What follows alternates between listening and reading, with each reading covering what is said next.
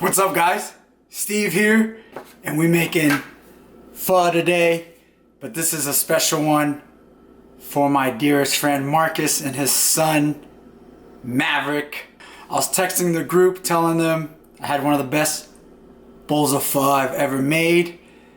Next thing you know, I get a FaceTime call. They were at Big Bear Diner in Sonoma with the family. It was like a Sunday morning because Maverick wanted to see my bowl of pho. He's a little pho addict himself. There he is right here, beautiful young Mav. That's Charlie, that's Marcus, that's Gina, my dearest friends from the Bay. And they asked me what makes your pho so good this time around. So I had to make a video, hopefully a little guide. You guys already make pho, so hopefully you can pick up some pointers or some steps to continue your pho making journey. We're making that beef pho with brisket and tendon. And I'm sorry, Mav, when you guys called, I already finished the bowl. But at the end of the video, you'll see that bowl with the extra meatballs. But this video is for you guys. Thank you guys for watching. Let's make some pho. We have 4 pounds of beef marrow bones here. 3.9 pounds, 4 pounds here. 2 to 3 pieces of beef tendon, and I have a pound of beef brisket. If you don't like tendon, no need, but I would get the brisket. It adds another layer of flavor. Cold water here, just a little bit of salt, a little bit of vinegar. Bring it up to a low boil for like 15 minutes so we can clean out our bones and our meat. This is our main stock here with some high quality H2O, about 12 liters. And I'm just gonna bring that up to a boil. Let's prep our fresh aromatics. 2 yellow onions cut in half. And I got about 2 medium to large ginger cut in half. Throw it in some open flame here to get a nice char. This is cooling down. That's coming up to a boil, that's coming up to a boil. And we have some open flame, about 8 minutes in there, just so it doesn't burn down the house. But get a nice char, dry it out a bit. And this is what you're left with, just to intensify the aromatics more. And as it's coming up to a boil, let's add our charred onions and ginger here. Giant teapot of greatness. Rinse out your bones, your brisket, and your tendon. And we're going to get everything into the main pot. So again, about 12 liters in our main pot here of high quality filtered water.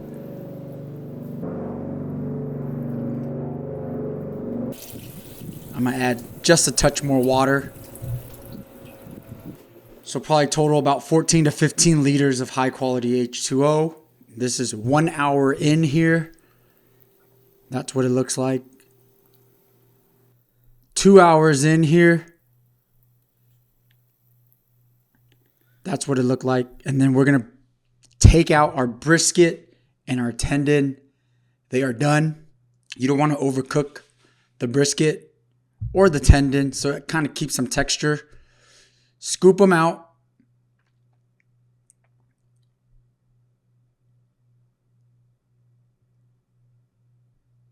I'm going to soak it in some cold water so it stops the cooking process. Drain it and leave it in the fridge so it's easier to cut when you're ready to cut. Here's our main pot. Let that rock, let that roll, low boil. And we're going to get to roasting our dry spices here. The breakdowns down below in the description. Just low heat to release the aromatics. And the trick here is I'm only going to put the spice ball in for 3 hours. That's our tendon and brisket in the fridge. Let it cool down in the fridge. So transfer everything to the spice ball and time it. So if you're going to eat, if you know you're going to eat after 8 hours, then you have to time it where it's only 3 hours of the spice ball to take it out. You don't want any more. and you want it towards the end so it doesn't get bitter. It's a little trick I learned. I feel like it works really well. So 3 hours total for that spice ball. So I know I'm going to eat in 3 hours. So boom. If not, just keep letting the broth boil. The longer the better, obviously. Again, 3 total hours. This is our cilantro and green onions that I'm going to wash out. A lot of time in between to prep.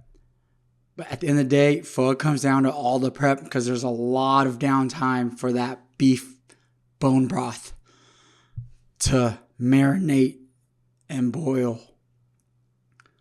A little bit of baking soda in there to extra clean our veggies.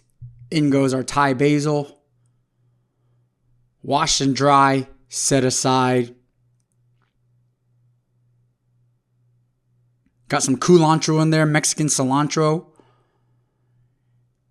And here we're going to add a little bit of seasoning, about 4 to 5 tablespoons of sea salt. Start off with salt first. And then rock candy sugar here, about medium to large size. It's kind of random because they're hard to kind of break down, but just medium to large size. And then this is after 3 hours. I'm going to take out our spice ball. And last but not least, finish off with some fish sauce so everything can marinate and blend together. So this is about 8 hours in. Let's prep our protein. Look at that brisket in the fridge. It's easier to cut, easier to thinly slice. Here's our tendon. So I like to have a bowl with all the proteins. Sometimes there's more like tripe, flank, but today we're keeping it simple. This is our beef round eye.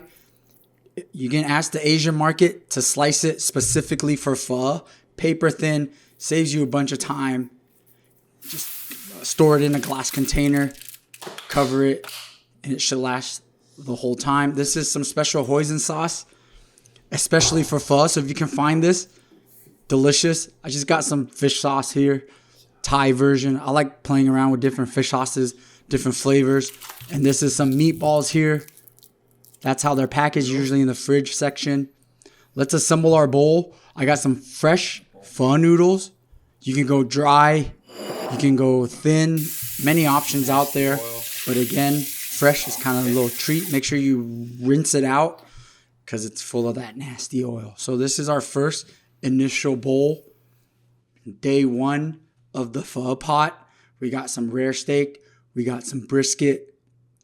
It's Kim's bowl here. She doesn't like that tendon. Tendon for myself because it's delicious.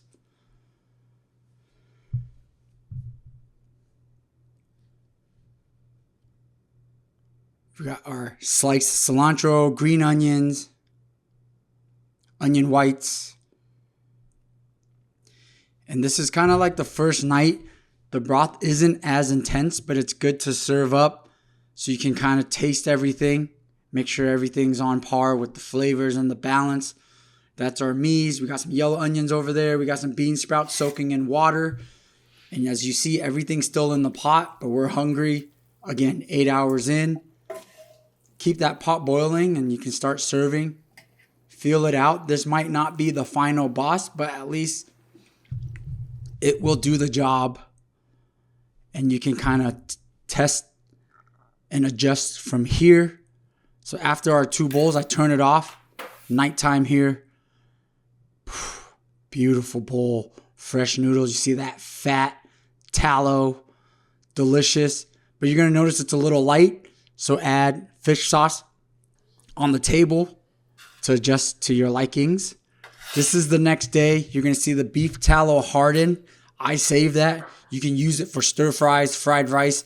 Very delicious beef tallow. Don't throw that away. And then we're going to take out all our fresh aromatics, the onions, the ginger. Their job is done. Strain it. Toss it. Goodbye. Next is our beef bones. Organize it where we toss the bones but save the gelatinous, tender beef and fat so you can add back into your pho. Do not throw that away. delicious, no waste. We use everything here. And transfer the main pot to a smaller pot just so it's easier to manage. So you don't have a giant pot the whole weekend, easier to clean up. There's a lot to manage when you're making pho. So this is day 2 here. First bowls, we didn't have the meatballs. Second bowl, cutting them in half. We got fresh, thin noodles now and a little bit of the thick noodles. So I'm going to blend it. Make your plate. Quickly blanch. I love these. They're easier to handle. These you can leave in the fridge. Just blanch them real quick like that if you don't have a lot of people. And boom, you got some pho noodles ready to rock super quick. Day 2 here, we got the meatballs. Make sure you throw it in the main broth. The broth is way more intense the next day. And the broth is clear now. You've sifted out all the aromatics and the bones and just ready to serve as you go. This is day 2 after Kim's long day at work, enjoying a bowl and some Netflix. And this is the 3rd day, my bowl in the morning. This is the one for you, Mav. When you FaceTime me, this is that bowl that was delicious. And look at that, extra meatballs, beautiful color on the broth. I hope this video helps you guys. I love you all. Thank you for watching. What are we cooking next?